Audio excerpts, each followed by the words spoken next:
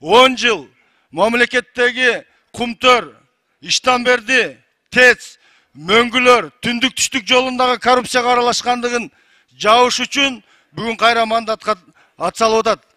Беттирмоочулук кылып атат. Биз тазаланбасак, ушуга окшогон уурулардан, коррупционерлерден айрылбасак, анда мамлекет өнүкпөйт. Мени коррупцияга алынган 10 жыл болуп коррупциялык немелерге кол койгон деп айтып атат. Мына өзү билесиздер, акча каяктан келип атат. Ош шаарындагы көрнөк чарнактын бардыгы атазытка жайнап кетти. Меникиден 2 эсе көп. Меникиден 2 эсе көп. Ушуга окшогон уурулардан, коррупционерлерден айрылбасак, анда мамлекет өнүкпөйт. Алла күбө, бир тыйын берип, мени шайла деп айткан жокмун. Тыйыны жок, өздөрү келип шайлаган элиме тазим кылам. Мени 17 000 эл таза келип шайлады. 17 000 добуш алдым деп айтып атат. Биз керек болсо 19 000 добуш алдык. Биз сааттан кечке идея менен жүрдүк, булар подкуп менен жүрүштү.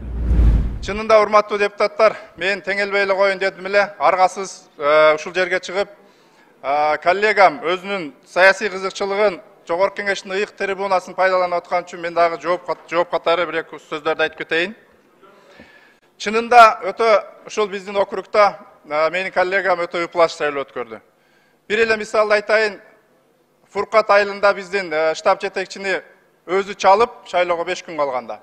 Өзү чалып, коркутуп, оозгалык сөздөр менен айтып, артынан 2 спортсменин саат 23:30да жиберип,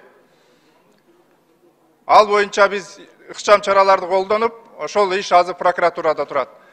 Кыргызда билесиңер, ушул кыргызча айылдык аксакалдар аралашып, ортого түшүп, шайлоону тынч өткөрөлү дегенден тосмо арыз жазып берген экен. Бүгүнкү күндө, бүгүнкү жасаган, кечеги жасаган жарыяларынан кийин алар да тынч тура албай, бүгүн ошол ишти кайра жандандырды. Жакын күндөрдө күбө болосуздар, кимдин кантип барганын, ошол сөздөрдүн баарын биз ачыктайбыз. Мындай болуп атат, урматтуу депутаттар, мени коррупцияга алынган 10 жыл болуп коррупциялык немелерге кол койгон деп айтып атат. Мына өзү билесиздер, акча каяктан келип атат. Ош шаарындагы көрнөк чарнактын бардыгы атазытка жайнап кетти. Меникиден 2 эсе көп. Каяктан акчалар ошол? Каяктан? Бардык элдин баары билет кайсы жактан келип атканын, эмне болуп атканын. Өзүнүн күнөөсүн башка адамдарга өткөрүүнү жакшы өздөштүрүп алыптыр. Мына азыркы сүрөтүндө көрсөткөн, мына кол менен кармап турат деген фактысы бул милиция кызматкерлерине берилген. Бул эч кандай мыйзам бузуу эмес, бул агитатордун айлыгы. Ошол 2 адамдын тең банк аркылуу төлөнүп, патент алынып, бардыгы мыйзам чегинде болгон үчүн милиция кызматкерлери буну кыскартышты. Ал нерсенин үстүнөн дагы милиция кызматкерлерине, прокуратурага дагы күбө жооп кетип атат, бул боюнча дагы өзүнчө жооп болот. 17 000 добуш алдым деп айтып атат, биз керек болсо 19 000 добуш алдык. 2000 аралык бар. Ноокатта 50-60 добуш менен жеңгендер жигитче колун кысып оюн алып атат жеңишти. Спортсмен болсоң, спортсмендик кылып туруп, эркекче жеңиш жеңилгенин моюнга алышты да билиш керек.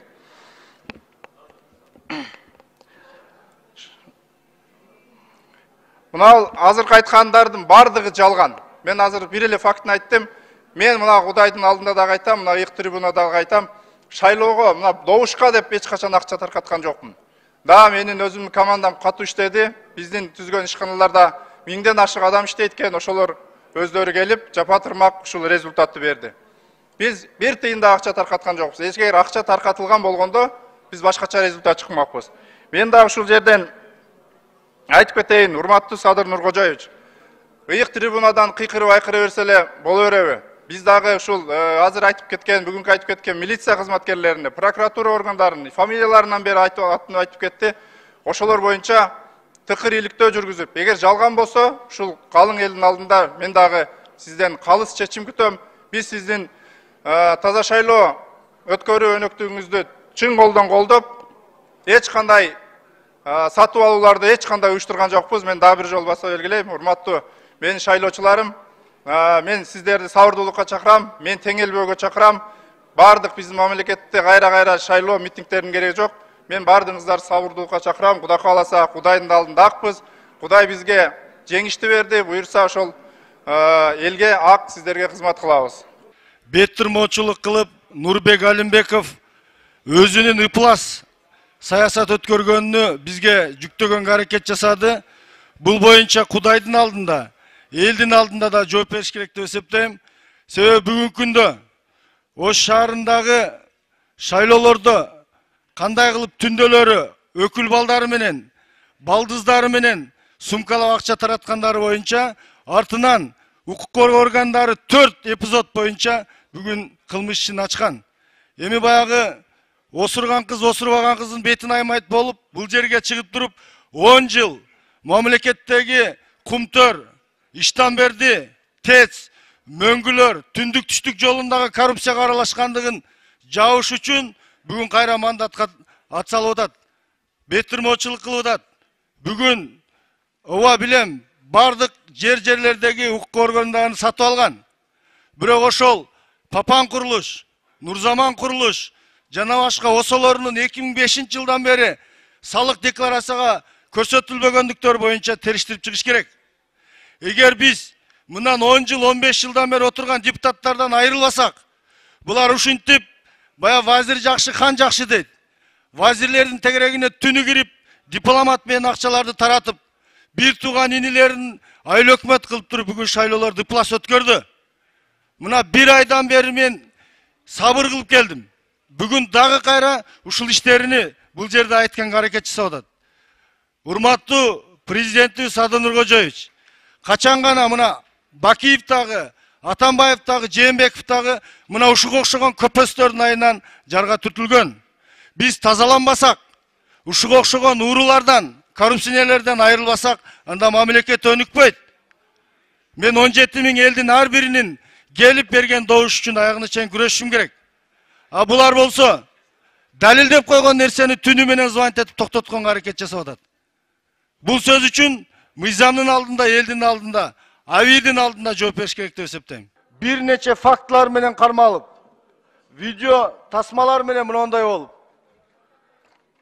болуп, колунда кармап турган акчалары менен 10 000, 150 000 тергөөчү далилдеп, тастыктап, айыбыны моюна уңузуп, Нурбек Алимбековдун жээни, штабтын жетекчиси акча таратуу боюнча айыбы моюна угузулган жеринен сотко өткөрүп атканда, бул жерде Ош шаардык прокурорунун орун басары Токтосунов Куттубек жарым сааттын ичинде ишти кыскарткыла деп буйрук берип атат. Урматтуу Курманкул Токторалиевич, сиз башкы прокурор катары бүгүнкү күндө ушул мыйзамды көзөмөлдөп турган патриот элдин уулу катары, чындык сүйлөп жүргөн инсан катары ушул Ош шаардык прокурорунун кыймыл аракетине, ошол жердеги өзүнүн кызматынан кыянаттык менен пайдаланып жаткандыгына баа бербейсизби? Мына дагы кандай далилдер керек? Эгер биз мына мени 17 000 эл таза келип шайлады. Ушул жерде мен ыйык трибунада айтып туруп айтам. Кудайдын алдында айтам, 1 сом пул шайлагыла деп берген жокмун. Бирок элибиз өзү келип, карапайым эл келип шайлады. Эгер ушул элдин үмүтүн дагы, ушул ишеничти дагы сындыра турган болсок, кошоматчылар менен, прокурорлор менен, мына ошол жерде шаардык ички иштер башкармалыгынын орун басары Алимкулов Абил тергөөчүнү кысымга алып атат, сотко өткөрбө деп. Эмне сотко өткөрсөңөр айыбыңар ачылып калабы? А бул жерде кылмышы моюнуна угулуп, далилденип, тастыкталгандан кийин эмне үчүн сотко өткөрбөй атасыздар? Мага мандат элдин үнүн угузуп туруш үчүн керек. Ошол жерде эл толкундап, өзүнүн укугун, добушун көчөгө чыгып жетиш керекпи? Биз Ак үйдүн алдына борбордук аянтка чыкпай мыйзам чегинде кетип атабыз. Президентти, элди мыйзамды сыйлап. Эмне анда биз 1 ай бою Ош прокуратурасы Нурбек Алимбековго иштеди деп эсептесек болобу анда? Бүгүн далилденген кылмыш ишин, видеого тартылган кылмыш иштерди кыскартабыз деп атса. Сотко алып барып туруп, сот чечим чыгарсын, биз ошого макул болобуз. Бул биринчиден. Экинчиден, урматтуу Камчыбек Кыдыршаевич, мына сиз кылмышкерлерди 1 жылдан бери камап жетишпей атасыз. Бирини камасаңыз, экинчиси чыгып атат. Бүгүн кышта болобу, жазда болобу, кандай толкундоолор болсо, Мына бүгін дағы президенттің тегерегінде қошаматшылар күнөөлүү болот. 10 жылдан бeri мөңгүгө кол койгон, кумтөргө кол койгон, теске кол койгон, бүт мамлекеттеги объектилерди сатууга кол койгондорду бүгүн коргоп атышат. Эгер менин адаманаттыйымда Камчыбек Ташиев менен Мадумаров койгондо мен борбордук аянтта чыгып туруп өткөрүп берет элем, мына мен кеттим деп. Бирок менин катарымда бүгүн 10 жыл мамлекетти талап тоногондор чыкты да мен ошолор менен күрөшкөн болчумун. Мен ошол 17 000 элимдин добушун ар бирин коргонго милдеттүү болуп атам. Себеби мен бүгүн мыйзамдын чегинде коргоп бербесем, алар эртең ак үйдүн алдына чыгып коргошу мүмкүн. Ошон үчүн урматтуу Камчыбек Кыдыршаевич, мына бүгүн ушул прокурорлор коргоп аткан кандидаттын бир нече осолору, бир нече мүлктөрү салык декларациясында көрсөтүлгөн эмес деген маалымат бар. Текшериңиз анда. Булар кантип байып, элди кантип сатып алып, шайлоо комиссиясын, операторларды, бир тууган инисин айыл өкмөт башчы коюп алып, админресурс колдонуп, элибизди колунан жетелеп келип шайлайсың дегенге видеолорду көрсөтүп койдук. Дагы кандай далил керек? Эгер бүгүнкү күндөгү действующий депутатты бүгүн ушинтип прокурорлор кысымга алып аткан болсо, звонок кылып аткан болсо, анда карапайым элди булар кандай кылып мамиле кылып атат? Бир нерсени эскертип коеюн. Ар бир адамдын өмүрү Алланын колунда. Мени звоноктор менен коркута албайсыңар. Биздин артыбызда калың эл турат. Президентибиздин аруу тилек менен таза шайлоо өтсүн деген үчүн биз аруу адаманаттыйдан койгон болчук. Ошол элдин добушун бүгүн ордуна коюп коюшубуз керек. Бүгүн эмне деген нерсе бул? Тергөөчү аныктап чыккан нерсени виски ичип отуруп, жарым сааттын ичинде кыскартып кой деген буйрук берген прокурорго чара көрөсүздөрбү? Мамлекетте президенттин жарлык ишке ашыш керекпи же каршы иштешибиз керекпи? Эмне үчүн президент таза шайлоо болсун десе, көзүнү маймаскан көпөстөр, олигархтар, мамлекетти 10 жылдан бери объекти саткындар бүгүн каршы иштеш керек. Качан биз элдин келечегин ойлойбуз? Ошондуктан урматтуу Курманкул Токтаралиевич, Ош шаардык прокуратурасына мыйзамдын чегинде баа берип, алардын мындан кийинки иштеши жөнүндө карап коюшуңузду сурайм. Сизди мына башкы прокурор катары элибиз жакшы сыйлайт.